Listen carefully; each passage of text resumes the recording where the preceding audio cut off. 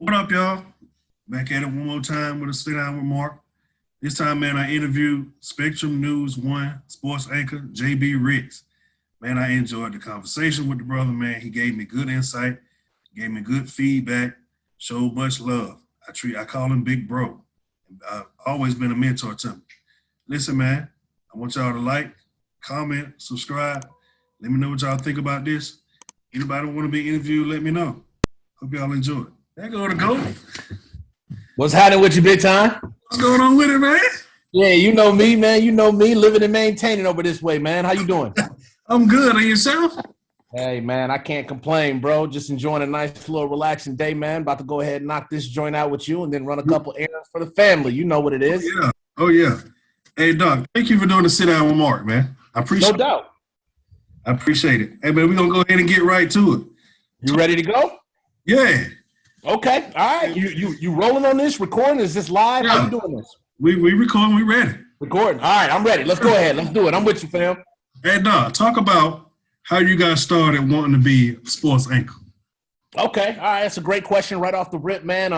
When I first got to Michigan State University, where I did my undergrad, I was trying to figure out what I was going to do with my life, and it basically took that entire freshman year, to decide upon, hey, I want to go out here and go to sporting events. I want to go to games, and I want to tell a story about it, and I want to get a check.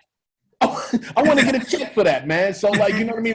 What do I have to do to go out here? I just want to go to games for the rest of my life and tell a story about it and get a check. What do I have to do to make that happen? And my counselors at that time told me that journalism would be your best avenue to achieving that dream. So I decided to pursue a bachelor's associate's degree in journalism. And the rest was pretty much history from there. Took me 15 months to get my first job out of school. So it's a grind that is definitely not going to be given to you. You got to go out here and earn it.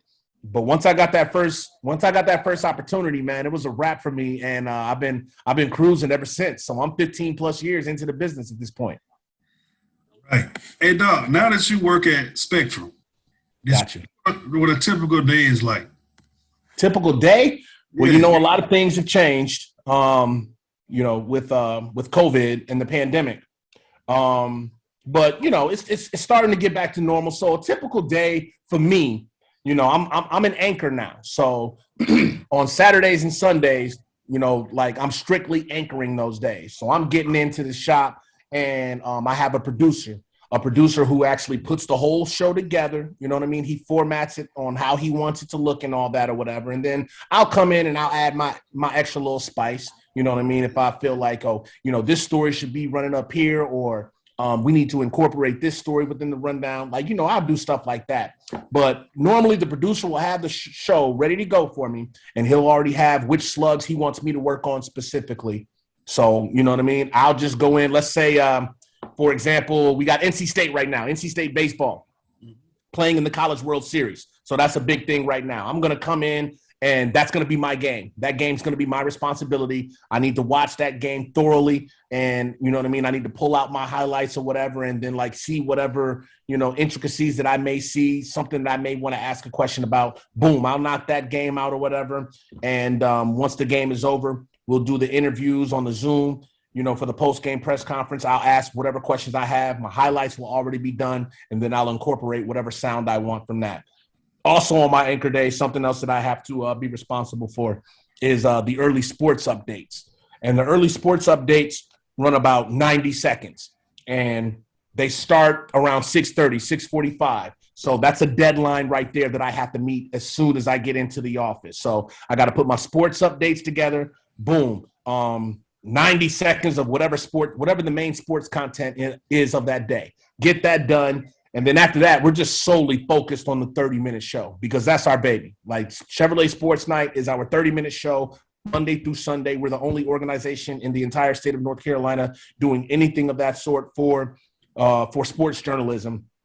So that 30 minutes is like our baby, and I just make sure I do everything that needs to be done when it comes to our collective team effort to put that 30 minutes together and put a great product out there for the people. Now, if you ask me what I'm doing on days that I'm reporting, that's different. Because on the days that I'm reporting, I'm not solely focused on what's going on with that 30-minute show. I'm solely focused on whatever my story is for that day. I may have a story for a baseball game or a baseball practice, or I may have a story on a track and field athlete, and I'm doing a feature on him. Well, I'm going out to shoot the video, or if I have a photographer with me, we go out together and we shoot the video for that story. I conduct the interviews, come back, piece it together, you know what I mean? Put my story together, and then bam, that's going to be incorporated into the show that night. Those are the days that I'm reporting, but the days that I'm anchoring, I have a little bit more responsibility. If you had to choose another occupation other than being a sports anchor, what would it be and why? That's a great question. I actually was talking about this a couple weeks ago on social media, man. Listen, I wanted to be a meteorologist. Man. Like, I am a science nerd when it comes to Mother Nature. I love, you know what I mean? Like storms coming through or whatever. And, you know, the possibilities of tornadoes. Like, you know, I'm an undercover tornado chaser. Shh, we're going to keep that between me and you though. Like, you know what I mean? I'm a science geek, man, a little bit when it comes to, you know, just Mother Nature or whatnot. And I think the only reason that I didn't pursue that field is because I just have a greater passion for sports. You know what I mean? So that's why I ended up becoming a sports reporter / anchor or whatever. But if I had to do another profession, man, it would definitely be in the field of meteorology.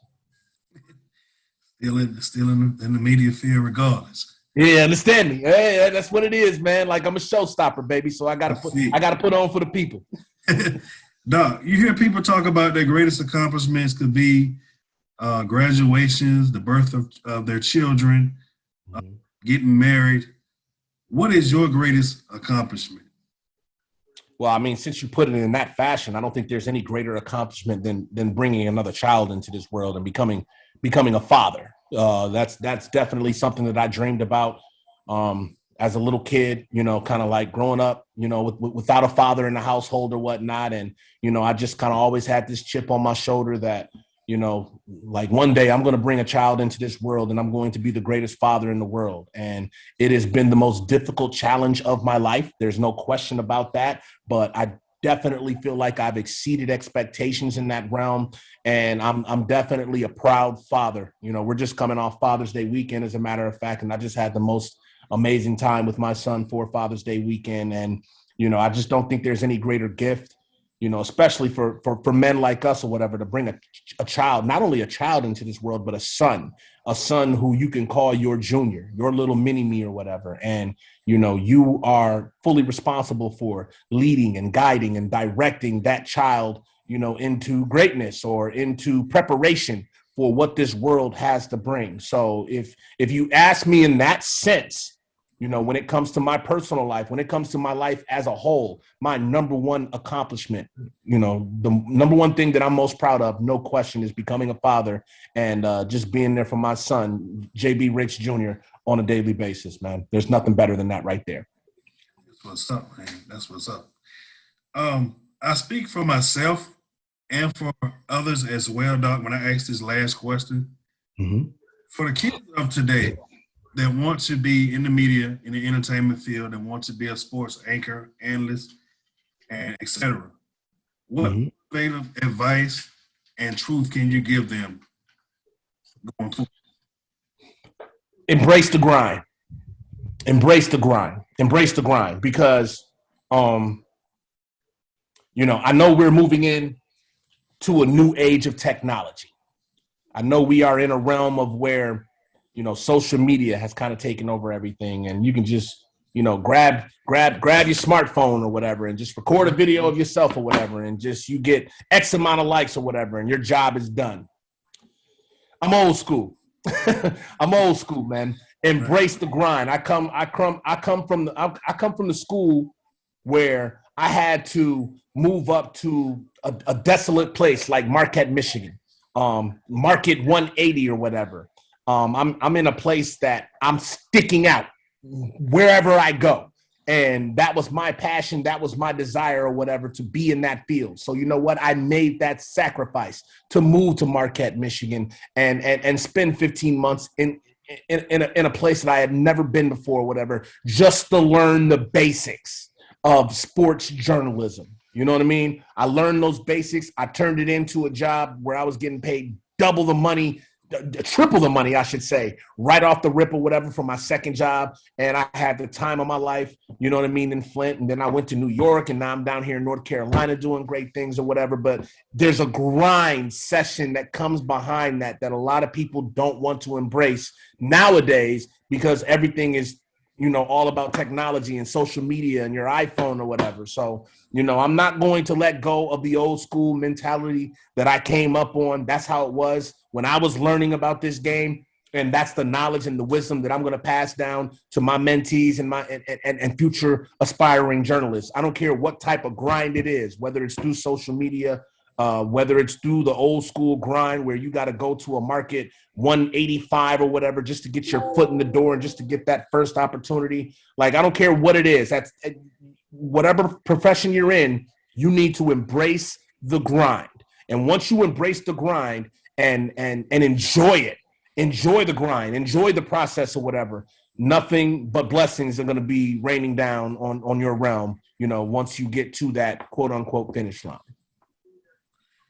Rex, I appreciate it, man. And before I let you go, man, thank you for all the advice you have given me. No doubt. I call you big bro.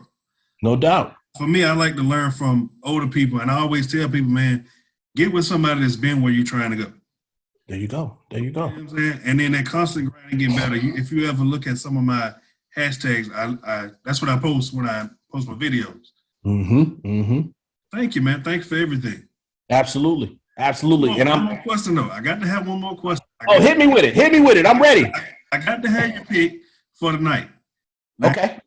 Game three, Chris Paul is coming back, and it's still in L.A. Who you got? I mean, if there's no Kawhi, it's really hard for me to give the Clippers a chance, man. They've done so much since Kawhi's injury took place or whatever. And Paul George, he's earned his playoff P realm back or whatnot. But he still can't do this on his own. He still needs that second superstar. And if there's no Kawhi and you got Chris Paul coming back with the way the Phoenix Suns have played through those first two games, how can you pick against them right now? You know what I mean? So I hate to sit here and say that, you know, the Suns are in a position to go for a sweep over the Clippers, but man, like the odds are stacked up against them. So it's just, you know, just going off that basic knowledge of what's going on within that series, it's just too hard for me to pick against the Suns right now. I think they will take a 3-0 series lead tonight. There you have it, man.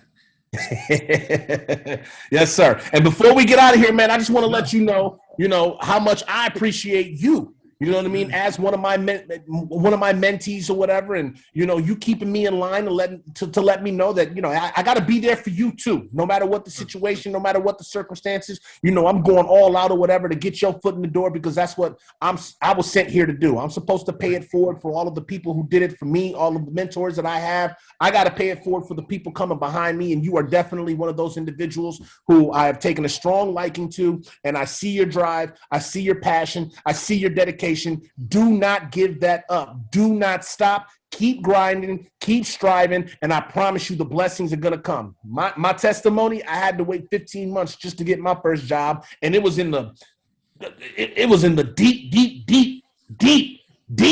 deep dark winter of northern Michigan. And I pulled it off or whatever, and I turned it into what I am right now, whatever. And I have that same belief in you. I know that you will make the sacrifices that you need to make to get to where you ultimately want to go. And I admire that about you, and I want you to keep that up. And I'm going to be here for you 24/7 to let you know that whatever guidance that I can provide for you to help you throughout this process, I got you, fam. You my little bro. Thank you, man. Much love, always respect. Hey, man, JB Riggs, thank you for doing the sit down with Mark. Yes, sir. Yes, sir. God bless you, brother. Oh, yeah. Same to you, man. All right. We'll do it again soon. Oh, yeah. All right.